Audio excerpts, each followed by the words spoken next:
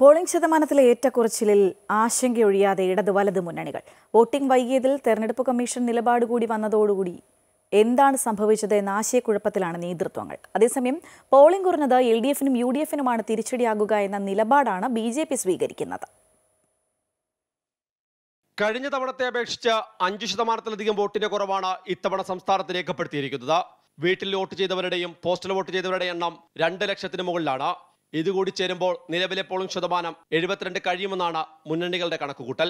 എന്നാലും കഴിഞ്ഞ തവണത്തെ 77.84 എന്നത് മറികടക്കില്ല.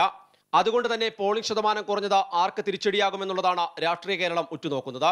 മുൻപെങ്ങുമില്ലാത്ത വിധം ശക്തമായ ത്രികോണ മത്സരമാണ് സംസ്ഥാനത്തെ പല മണ്ഡലങ്ങളിലും ഉണ്ടായത്.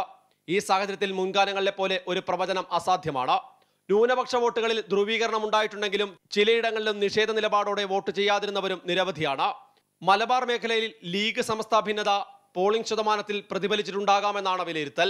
അതേസമയം മധ്യ കേരളത്തിലും തെക്കൻ കേരളത്തിലും ന്യൂനപക്ഷ സ്വാധീനമുള്ള മണ്ഡലങ്ങളിൽ പോളിംഗ് ശതമാനം 70% താഴേക്ക് പോയത് ഭരണ പ്രതിപക്ഷത്തെ ഒരുപോലെ ആശങ്കയിലാക്കുന്നുണ്ട്. ക്രൈസ്തവ വോട്ടുകൾ നിർണായകമാകുന്ന ഇടുക്കി, പത്തനംതിട്ട, എറണാകുളം, തിരുവനന്തപുരം ഉൾപ്പെടെയുള്ള മണ്ഡലങ്ങളിൽ എന്തു സംഭവിച്ചു എന്നത് പ്രധാനമാണ്. താഴെത്തട്ട് മുതലുള്ള റിപ്പോർട്ട് കിട്ടുന്നതോടെ ഇക്കാര്യത്തിൽ ഒരു വ്യക്തത വരുമെന്നാണ് മുന്നണികളുടെ പ്രതീക്ഷ. അതേസമയം പോളിംഗ് ശതമാനം കുറഞ്ഞതിൽ ഒട്ടും ആശങ്കയില്ലാതെയാണ് NDA മുന്നോട്ട് പോകുന്നത്. തങ്ങളുടെ വോട്ടുകൾ കൃത്യമായി പോൾ ചെയ്തുവെന്നും ന്യൂനപക്ഷ വോട്ടുകളിൽ ഒരു ഭാഗം തങ്ങൾക്ക് അനുകൂലമായി ചിന്തിച്ചുവെന്നും BJP കരുതുന്നു. അങ്ങനെ വന്നാൽ ചില മണ്ഡലങ്ങളിലെങ്കിലും പ്രതീക്ഷിച്ചതിനപ്പുറത്തേക്ക് വിജയത്തിലേക്ക് പോകാൻ BJPക്ക് സാധിച്ചേക്കുമെന്നാണ് നേതൃത്വം വിലയിരുത്തുന്നത്. അമൃത ന്യൂസ്, തിരുവനന്തപുരം.